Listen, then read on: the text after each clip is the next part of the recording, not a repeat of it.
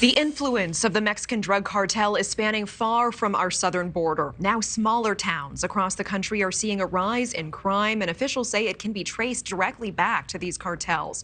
That's why 21 states are sending a letter calling on President Biden to classify Mexican drug cartels as terrorist organizations. That letter notes synthetic opioid deaths have killed more than 100,000 Americans over the last year.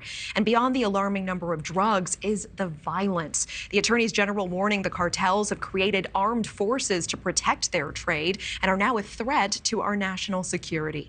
Let's bring in someone who spent years investigating the nation's most violent criminals, including Mexican drug cartels, retired special agent from the California Department of Justice, Stephen Duncan. Thank you so much for being here, Stephen.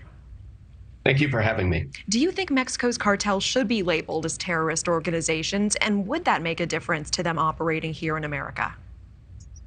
They definitely should be labeled terrorist organizations. And I don't know how much of a difference it's going to make. We're pretty aggressive in prosecuting them here. But again, Mexico's a sovereign nation. They won't let us go onto their soil to make arrests.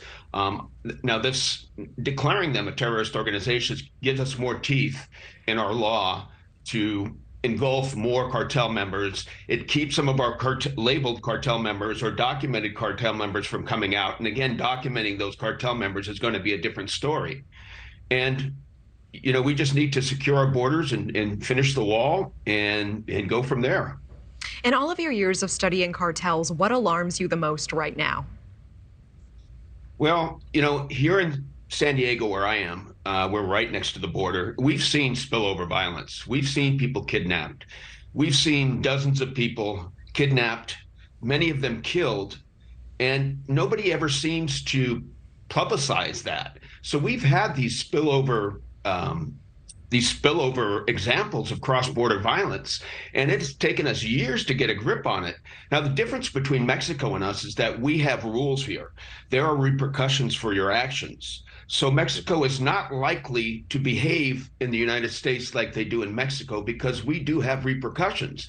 But then again, you know, they are the #1 suppliers of drugs. Their nation is dysfunctional. Their states are ruled by the narcos. And we can't stop that from happening unless we work together. We share the problem. We share this problem, and we need to understand that as a nation. Can you explain to us very basically in about 20 seconds, if they are labeled as terrorist organizations, what would we be allowed to do that we are not able to do right now? It puts more teeth into the law. There are certain statutes that we would be able to, we would have an umbrella over these drug traffickers.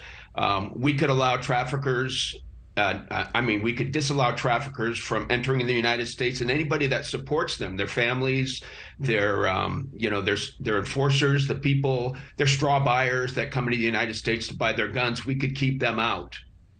All right, Stephen Duncan, thank you so much for your time. I really appreciate it. Thank you very much. Thank you for watching. Go to newsnationnow.com to find NewsNation on your television provider. And don't forget to click the red subscribe button below to get more of NewsNation's fact-driven, unbiased coverage.